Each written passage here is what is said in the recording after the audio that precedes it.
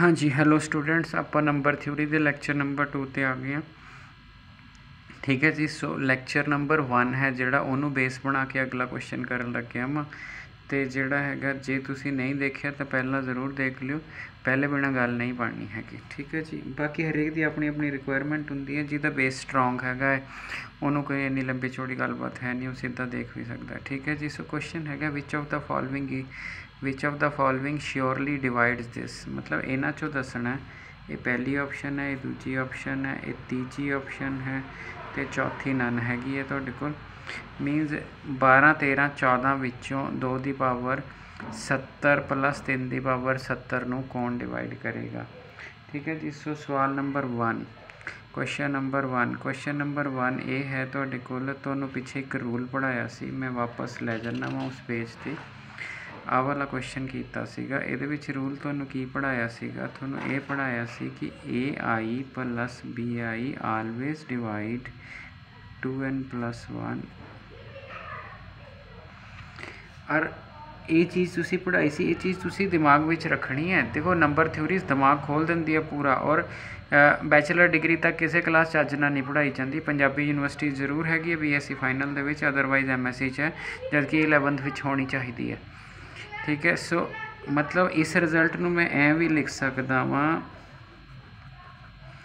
N odd होवे तां, क्योंकि कई किताबां सीधा ही लिखा है A plus B divide A the power n, तो अगर n ऑड होवे तां पक्का हैगा तुहाडे कोल। ठीक है जी। हुण दिक्कत की आ रही है, हुण दिक्कत आ रही है कि हुण तुसीं ऐ नहीं कह सकते 2 प्लस 3 का जोड़ 5 है जी, 5 डिवाइड करूँगा। ठीक है। तो 2 प्लस 3 दे 70 नूं। ठीक है। तो 5 तो ऑप्शन विच ही नहीं है। पहली गल 70 है, 70 ऑड नहीं है। सब तो मेन चीज़ इस क्वेश्चन विच की है, 70 कंपीटेटिव दा ओलंपियाड का क्वेश्चन है। ठीक है। 70 तो है ही नहीं का तुहाडे पास ऑड, तो 35 ऑड हुंदा है। तो मैं ऐ कर सकदा जी 2 की पावर 2 इंटू 35 लिख ला, 3 की पावर 2 इंटू 35 लिख ला, कुछ नहीं, 35 दूना 70 ही रह जाना। तो यदा मतलब इत्थे 4 की पावर 35 आ जानी है, तो इत्थे 9 की पावर 35 आ जानी है। ये A है, ये B है। A तो B की पावर ऑड है, दोनों सेम होनी चाहिए ने, दोनों सेम है, दोनों ऑड है। तो 4 प्लस 9 डिवाइड करूँगा इस रकम नूं, 4 35 तो 9 35 नूं, यानी कि 13 इनू डिवाइड करूँगा। ये असल च की है, असल च तो ही है 2 की पावर 70। तो हुण मैं तुहानूं ऐसी सिचुएशन समझाती कि जे तुसी ऑड नहीं भी होवोगे तां भी तुसी उहनूं ईवन च एडजस्ट करके प्रॉपर्टी ला लोगे, आंसर डिफर कर जाएगा। ठीक है जी। तुहाडे कोल जिहड़ा हैगा बड़े आराम नाल कर लोगे तुसी। ठीक है जी। सो ये चीज़ होगी जी। ਇਹਦਾ मतलब हुण तुसी ਇਹੋ ਜਿਹਾ क्वेश्चन छड्डदे नहीं कि तुहाडे कोल बहुत किताबां 'च बहुत क्वेश्चन होने हैं, बट तुहानूं एक इन्ना हिंट भी तुहानूं काफ़ी है। ठीक है जी। तो जिहड़ा हैगा तुहाडे कोल मतलब ग्रैजुएशन तक किसी क्लास का सिलेबस नहीं हैगा तुहाडे कोल। ठीक है। ਇਹਦਾ मतलब जे तुसी कल्ली ग्रैजुएशन की है, कदे ओलंपियाड लई नहीं पढ़े हैगे, ठीक है, तो तुसी अज तक नहीं पढ़े है जी सवाल। ठीक है। सिर्फ पोस्ट ग्रैजुएशन वाले आइडिया हो। दिस इज़ डिविजिबल बाय 5, बड़ा सौखा जिहा तरीका है। आप एक रिजल्ट पढ़िया सी, रिजल्ट की सीगा तुहाडे पास कि x minus y always divide x की पावर n y की पावर n। ठीक है जी। इसका मतलब 8 माइनस 3 आलवेज डिवाइड 8 की पावर 3n। सो इसका मतलब 5 डिवाइड 8 की 3n। सो तुहानूं क्या सी मौके ते रिजल्ट याद रखने ने। अगर तुसी रिजल्ट याद रख ले तो क्वेश्चन बड़े आराम नाल सॉल्व हो जाएंगे। अगर मैनू ज़्यादा पढ़ाने का मौका मिलिया, ठीक है जी, तो थोड़ी नंबर थ्योरी बहुत ज़्यादा स्ट्रोंग कर दूंगा। ठीक है। But number theory group theory पता नहीं की पिया है। ठीक है। पर चलो देखते हैं तुहाडे कोल। ठीक है जी। सो क्वेश्चन नंबर 2 असी बड़े वधिया ढंग नाल तुहाडे कोल कर लिया। ठीक है जी। हुण आपां नूं ना थोड़ियां 2-3 डेफिनेशनस चाहिए ने GCD वगैरह दी, आपां देख लिए, फिर उन्हां ते प्रॉपर्टियां अल्टीमेटली आपां ने मिक्स कर देना सारा कुछ तुहाडे कोल। ठीक है जी। हुण आपां आ गए इस ते पेज नंबर 2 ते जे मैं देखा तुहाडे कोल, अगर मैं सब तो पहला GCD की डेफिनेशन लिखा, हर बच्चे नूं पता GCD की हुंदा, पर डेफिनेशन जरूरी नहीं आती होवे। ठीक है जी। तो GCD, ठीक है, GCD मैंने की हुंदा ग्रेटेस्ट कॉमन डिवीज़र।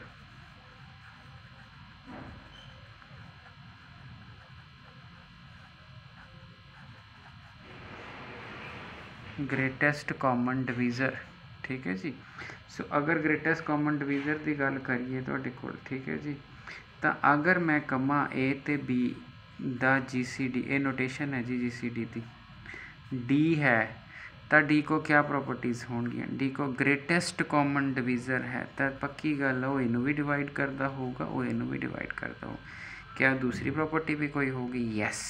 दूजी प्रॉपर्टी की होगी, इफ़ सम कॉमन, अगर तुहाडे कोल सम कॉमन डिवीज़र एग्जिस्ट, जरूरी नहीं होवे जे एग्जिस्ट करे कोई ऐसा डिवीज़र जिहड़ा ए नू भी डिवाइड करता होवे ते बी नू, हो सकता दो डिवीज़र होण, पर क्योंकि डी GCD है तो if some common divisor exist, अगर कोई कॉमन डिवीज़र एग्जिस्ट करता होवे तो कॉमन डिवीज़र डी नू भी करेगा।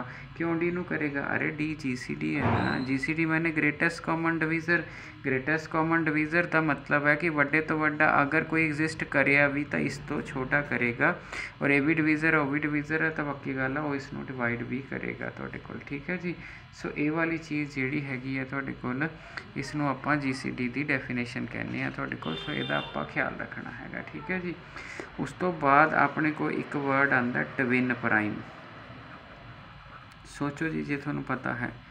ठीक है जी। जिहड़ा ट्विन प्राइम हुंदा है ना तुहाडे कोल, ठीक है, prime differ by 2, prime differ by 2। सो जिहड़े प्राइम विच 2 का डिफरेंस है वो ट्विन प्राइम है। 3 ते 5 ट्विन प्राइम होणगे ना, 11 ते 13 ट्विन प्राइम होंगे। सो अगर 2 का डिफरेंस है तो तुसी ट्विन प्राइम होंगे। ठीक है जी। उस तो बाद आ गया परफेक्ट नंबर। ठीक है जी। सो अगर परफेक्ट नंबर हो गया, सम ऑफ ऑल डिवीज़र्स है, ठीक है, including n equal to 2n, मतलब यदा होगा sum of all divisors including n, लेना n, including n is 2n। मतलब की होया। ठीक है, एग्जाम्पल लैके समझिए जी तुहाडे कोल। सम ऑफ ऑल डिवीज़र मतलब आप एग्जाम्पल 6 की लै ली, 6 के डिवीज़र लो, 1 इनू डिवाइड करता, 2 इनू करता, 3 इनू करता, 6 इनू करता, ये n सीगा तो इहदा सम करो। सो 12 आ गया, 2 इंटू n, n कौन है? अगर स्मॉलेस्ट परफेक्ट नंबर की गल करिए तो तुहाडा जिहड़ा हैगा वो 6 होएगा तुहाडे कोल। ठीक है जी। तो उस तो बाद हैगा तुहाडे कोल 28 भी परफेक्ट नंबर है, करके देखोगे एक फैक्टर बन जाएगा इसका, 2 भी डिवाइड करता है, 4 भी करता है, 7 चौका 28, 7 भी करता है, 14 भी करता है, 28 भी करता है। तो जे मैं अखर जोड़ा 7 आ देख लो ना, 7 आ हो गया, 7 आ 14, 14 28, 28, 28, 56। तो जे मैं इन्हों का सम लेना 1 + 2 + 4 + 7 + 14 प्लस, तो यदा जोड़ा सम है ये 28 × 2 बन जाना। सो ये 2n की फॉर्म बन गई तुहाडे को। सो अगर तुहानूं स्मॉलेस्ट परफेक्ट नंबर पुछण तो तुहानूं पता होवे कि 6 होना चाहिए है। उस तो बाद अगे आ गया को प्राइम। को प्राइम का मतलब हुंदा तुहाडा GCD 1 होना चाहिए, कुछ भी कॉमन ना होवे, GCD 1। सो ये चीज़ को प्राइम आ गई। ठीक है जी। सो एक सब तो इंपॉर्टेंट प्रॉपर्टी, सब तो इंपॉर्टेंट प्रॉपर्टी, प्रूफ एक 1.5 पेज का है, जिहड़ियां आपां नूं ग्रैजुएशन तक प्रूफ की लोड़ नहीं पैंदी। जिहड़े MSc के स्टूडेंट ने बुक विचों देख लेना, प्रूफ 1.5-2 पेज का प्रूफ होएगा, but elegant question, very very important result है वो क्या है कि अगर A ते B का GCD D होवे, A ते B का GCD D होवे तुहाडे कोल, ठीक है, तो आपां इस नूं D नूं AX + BY लिखिया जा सकता है। X ते Y जिहड़ा हैगा तुहाडे कोल, D का GCD होगा, ठीक है, तो X ते Y कोई भी इंटीजर्स हो सकते हैं। ठीक है जी। और सब तो मेन चीज़ है, ये रिप्रजेंटेशन यूनीक नहीं है, हो सकता कोई बंदा किसी होर तरीके नाल भी लिख लवे, मतलब there exist X and Y हैगा, तो X एंड Y जिहड़ा हैगा तुहाडे कोल जरूरी नहीं कि यूनीकनेस होवे करे। ठीक हो गया जी। तो जिहड़ा हैगा इस चीज़ का आपां ख्याल रखना है। तो जे को प्राइम का केस आ जाता, हुण जिवें आ वाला सी, इस केस तुसी AX1 + BY1 = 1 लिख लोगे तो थोड़ा चल जाएगा। सो ये रिजल्ट आपको मैमोराइज़ करना है। जे तुसी MSc दे विच हो तो तुसी बटन की बुक चो प्रूफ पढ़ लेना है, अदरवाइज ज़रूरत नहीं। ठीक है जी। अगर आपां कहिए तुहाडे कोल, ठीक है जी, ਬੈਸਟ ਬੁੱਕ ਨੰਬਰ ਥਿਊਰੀ ਦੀ ਪੂਰੀ ਦੁਨੀਆ 'ਚ ਕਿਹੜੀ ਹੈਗੀ ਹੈ, ਤਾਂ ਉਹ ਬਟਨ ਹੈਗਾ ਤੁਹਾਡੇ ਪਾਸ, ਠੀਕ ਹੈ, ਡੇਵਿਡ ਬਟਨ। टाइटल दिखा दूंगा थोड़ा नैक्सट वो। अगर बंदा कहता मैं जी number theory A to Z सीखनी हैगी है, बहुत ज़्यादा ऑथर्स होंगे, ठीक है, ऐसा नहीं मैं कहता थोड़े पास, पर जो डेविड एम बटन है जोड़ा थोड़े पास यदी जी हैगी है नंबर थ्योरी क्लास है, ठीक है। जकरमैन की भी बुक बहुत वधिया हैगी है, होर बथेरियां होणगियां, पर मतलब एलीगेंट कहते हैं ना जिन्हों, वो डेविड एम बटन ही है थोड़े को, ठीक है जी। सो जे तुसी MSc दे विच हो, ठीक है, या थोड़ा इंटरस्ट नंबर थ्योरी च बहुत है, ठीक है जी, तो फिर ये फ्री डाउनलोड कर लियो थोड़े को, ठीक है, इंटरनेट पे फ्री पई है। डेविड एम बटन लिखोगे ना नंबर थ्योरी, ठीक है, बटन कला लिख दो तो भी इन्ना मशहूर है, डेविड एम लिखण की लोड़ ही नहीं पैनी, ठीक है जी। सो ये चीज़ का आपां ने ख्याल रखना है तुहाडे कोल।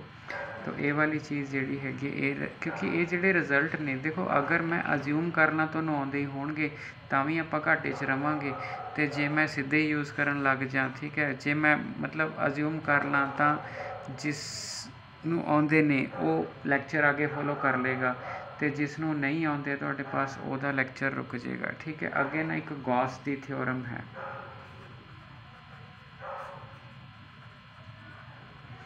सो गॉस दी थ्योरम है, इहदा रिजल्ट भी याद रखना जी तुहाडे पास, प्रूफ भी मैं तुहानूं दस दिना वा, उस की है कि इफ, पर ये रिजल्ट बहुत एलीगेंट है।